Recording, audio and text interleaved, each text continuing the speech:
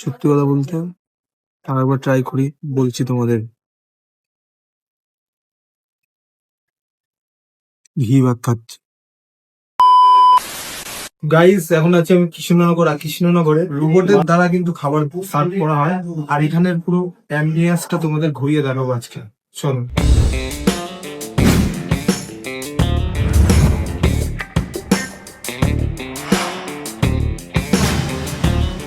ভাই, এখানে এসছি, সত্যিকারের বলতে মনটা মানে জুড়িয়ে যাচ্ছে। খাবারটাও ট্রাই করব, খাবারটা কিরকম গুড কোয়ালিটি হয় সেটাও দেখবার বিষয় আছে।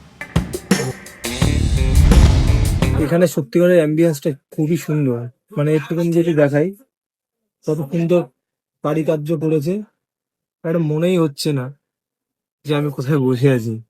তুমি চিনতেই পারছি না, এত সুন্দর জায়গাটা। বসে আছি, খাবার তো ট্রাই করতে হবে। খাবার ট্রাই করব, তোমাদের দেখাবো। বিরিয়ানি 1 প্লেট, আর দুটো দিয়েছি ফিশ ফ্রাই। খাবার অর্ডার দিয়েছিলাম আর আমার কাছে চলে এসেছে, দেখো, ফিশ ফ্রাই। আর সব দিয়ে ইউনিক যেটা হলো, এটা সম্ভবত কাসুন্দি দিয়ে এই এরকম করা। স্যালাডটা দেখো, শুধু অনিয়ন আছে আর কাসুন্দি, আর এখানে দুটো এরকম এরকম সাইজে ফিশ ফ্রাই। চলো ফিশ ফ্রাইটা ট্রাই করি। রাখলাম একটু স্যালাড নিয়ে, নিজে সার্ভ। ভাই এখানে সার্ভ করে দেয়, বাট আমি নিজে সার্ভ করলাম।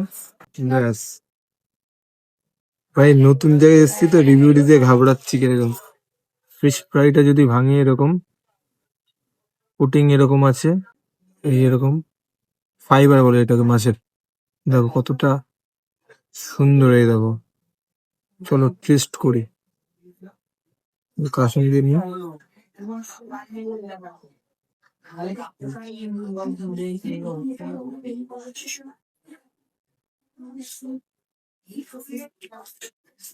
মোটামুটি অ্যাভারেজ।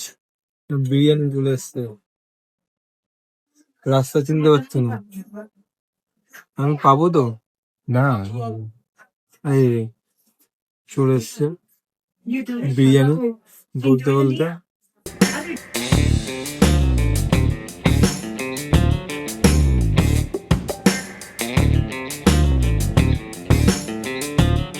তো মাদার্স হার্টের বিরিয়ানি নিলাম।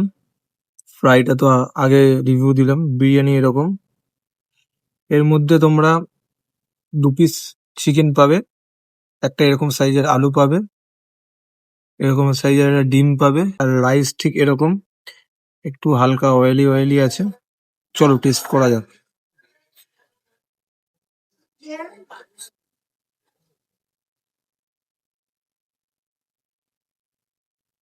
আলুটা আলুটা আর একটু বয়েল হতো, হালকা বয়েল আলুটা দেখায়, এই দেখো, আলুটা একটু বয়েল হতো।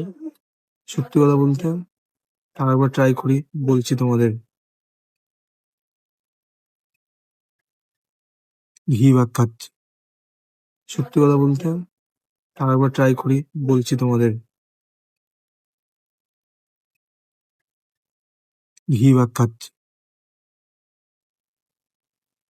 চিকেনটা দেখা যাক, এরকম একটা চিকেন, এরকম। দেখি কতটা সফট, খেতে কিরকম। এরপর রাইস একটু আলু নিয়ে মাখিয়ে খাওয়া যাক। খাওয়ার আগে বলি, খাবো খাবো কত খাবো, খেয়েই তো সবকিছু হারাবো।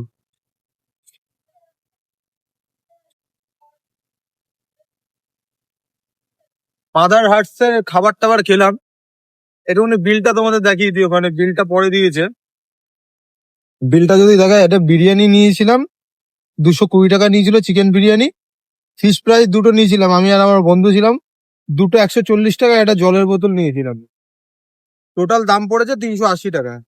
এবার কথা হচ্ছে, 5 স্টার হোক, 2 স্টার হোক, যে কোনো স্টার হোক, আমরা অন্তত এক্সপেক্ট করি যে যে টাকাটা দিয়ে আমরা খাবার খাচ্ছি, সেই খাবারটা অন্তত একটুখানি খাওয়ার মতো হতো। বিরিয়ানিটা নিলাম আমি, আস্তে আস্তে করে কথা বলছি, এখনো আমি শোর বা শোরগোল করে বলবো না।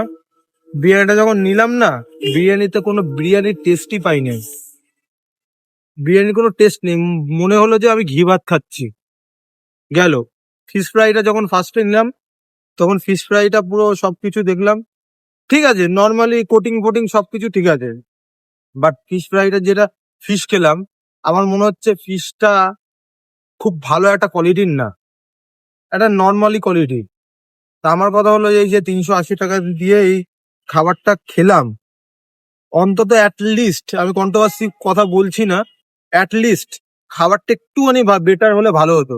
যেহেতু এত সুন্দর একটা অ্যাম্বিয়েন্সে খাবার খাচ্ছি, অ্যাম্বিয়েন্সটা নো কম্প্রোমাইজ, হেভি সুন্দর অ্যাম্বিয়েন্স, লাইটিং থেকে শুরু করে ডেকোরেট সবকিছু ঠিক আছে, এখানে ব্যবহার সবার ভালো। বাট খাবারের কোয়ালিটিটা, লোকে আসে খাবারের কোয়ালিটিটা, শুধু অ্যাম্বিয়েন্স দেখতে না, খাবারের কোয়ালিটিটা একটুখানি বেটার করা দরকার।